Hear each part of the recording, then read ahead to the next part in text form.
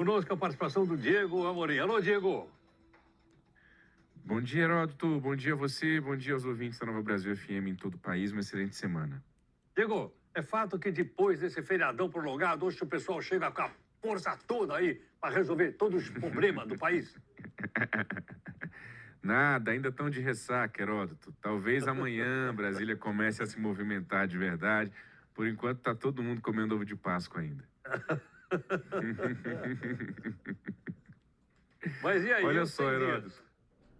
Pois é, na semana passada, o senador Randolfo Rodrigues, que é líder do governo Lula no Congresso Nacional, da Rede do Amapá, esteve aqui nos estúdios da Nova Brasil FM, Brasília, dando uma entrevista para mim e para a Ariane Bittencourt, e a gente conversou bastante, inclusive, sobre essa avaliação dos primeiros 100 dias de governo.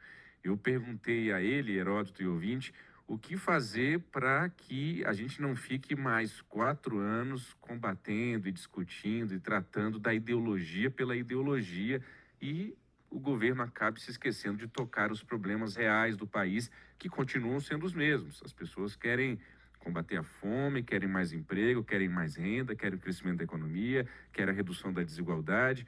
Ele respondeu assim para a gente. Vamos ouvir, por gentileza, o senador Randolfo Rodrigues. Quanto mais nós criarmos condições, e esse tem que ser o foco de nós no Congresso Nacional e o foco do governo, melhorar a vida do povo, se preocupar com o que é central, colocar comida na mesa de pelo menos mais de 100 milhões de brasileiros que vivem hoje em condição de insegurança alimentar. Retomar o emprego de qualidade, embora nós tenhamos taxas de desemprego em queda, mas boa parte do emprego que foi gerado é emprego precário, então retomar o emprego de qualidade para as famílias brasileiras. Retomar o crescimento econômico, e isso só pode ser feito se nós tivermos uma queda sustentada da taxa de juros.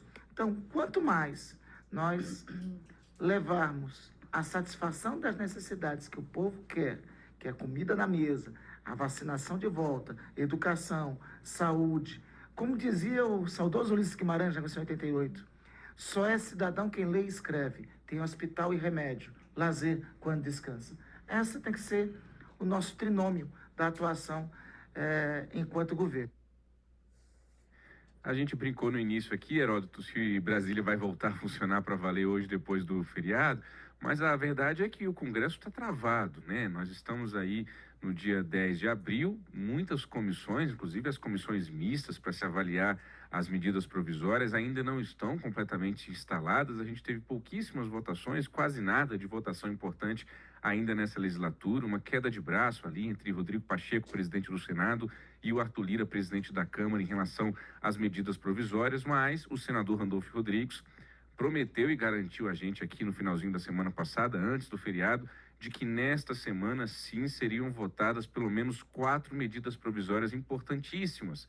Uma delas que trata do Minha Casa Minha Vida, outra do Bolsa Família, outra do CARF e aquela que estabelece a nova composição da esplanada dos ministérios do governo Lula. Nem isso ainda foi aprovada, que é essa medida provisória importante. De acordo com o Randolfo Rodrigues, o barco começa a navegar para valer nesta semana aqui em Brasília, a gente vai acompanhar. Um outro assunto aqui da nossa entrevista, Heródoto, com a Ariane Bittencourt e comigo, em Brasília na semana passada, foi a questão da CPMI do 8 de janeiro. O senador Randolfo Rodrigues tentou explicar para a gente por que ele e o governo Lula mudaram de ideia em relação à instalação dessa CPMI. Lembrando que logo no início, nos dias seguintes aos ataques à Praça dos Três Poderes, o governo Lula e seus integrantes e aliados do governo no Congresso vieram a público defendendo uma CPMI. Depois disso, eles recuaram, voltaram atrás e dizem que não há necessidade mais de se investigar o 8 de janeiro no âmbito do Congresso Nacional. Vamos ouvir a justificativa do senador Randolfo Rodrigues. No caso de 8 de janeiro, tiveram 2 vítimas do que aconteceu em 8 de janeiro. A primeira das vítimas é a democracia e a república, que tiveram seus símbolos vilipendiados. E a segunda vítima é o nosso governo, que tinha uma semana, que estava se estabelecendo, e que a manifestação e o ato terrorista foi claramente organizado contra nós, no caso do 8 de janeiro. Pois bem, sequenciado aquilo, o ministro Flávio Dino determinou todos os terroristas daquele dia, mais de 1.200, foram levados à prisão naquele mesmo dia, ou melhor, no dia seguinte. Depois se seguiram uma série de ações. Supremo Tribunal Federal, Ministério da Justiça, ou seja, trabalhando coordenadamente para prender os articuladores e chegar até os financiadores, chegar até os mentores dos atos golpistas. Ao contrário, percebam a diferença, ao contrário dos eventos anteriores, aqui há uma investigação em curso ocorrendo. Me causa espécie alguns dos subscritores da CPMI serem inclusive alguns que participaram dos atos, que incentivaram a invasão do prédio do Congresso Nacional. Alguns, inclusive, lá estavam. Então, me parece que tem mais o objetivo de tumultuar a investigação que já está em curso do que, de fato, corroborar. Senador Randolfo Rodrigues também defendeu a inelegibilidade de Jair Bolsonaro, lembrando que esse processo ainda corre lá no âmbito do Tribunal Superior Eleitoral e ainda não há uma definição sobre se Jair Bolsonaro poderá concorrer a eleições ou não nos próximos 8 anos. Ele disse, Randolfo Rodrigues, que Bolsonaro não voltou ao Brasil recentemente para liderar a oposição, mas sim para responder a processos e acertar as contas com a justiça, nos disse aqui o senador Randolfo Rodrigues.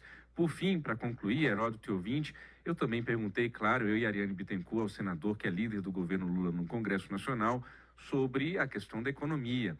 Eu perguntei a ele, por exemplo, se o governo não teme que essa nova âncora fiscal que foi apresentada nos últimos dias aqui em Brasília acabe sendo desfigurada durante a sua tramitação no Congresso Nacional, e ele respondeu o seguinte, vamos ouvir.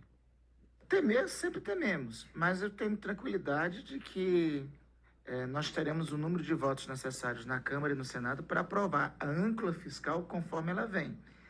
Mesmo porque, Diego, responsabilidade fiscal não é um princípio de direita ou de esquerda, é um princípio do Estado brasileiro, conquistado desde a adoção do real em 1994.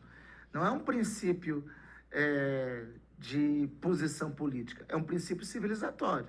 Seria um tanto contraditório para setores até da oposição votarem contra um marco de responsabilidade fiscal quando é necessário o país ter depois da aprovação da PEC da transição.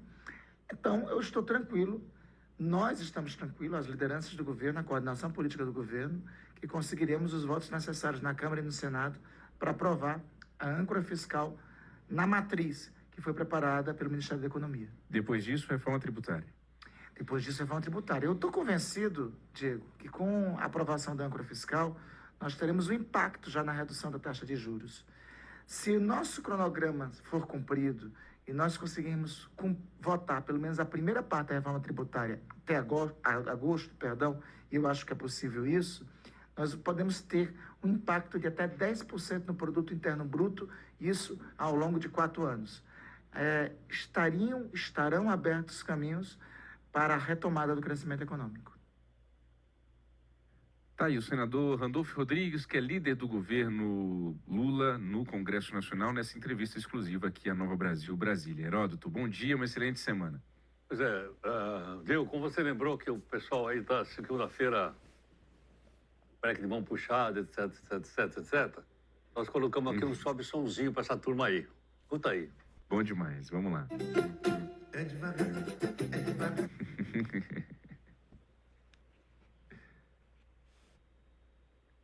É isso aí, Heródoto. É isso aí. Já que não teve resumo musical na semana passada, a gente começou a semana com música. Isso aí. Até mais. Agora Até são amanhã. 7h39, mais informações da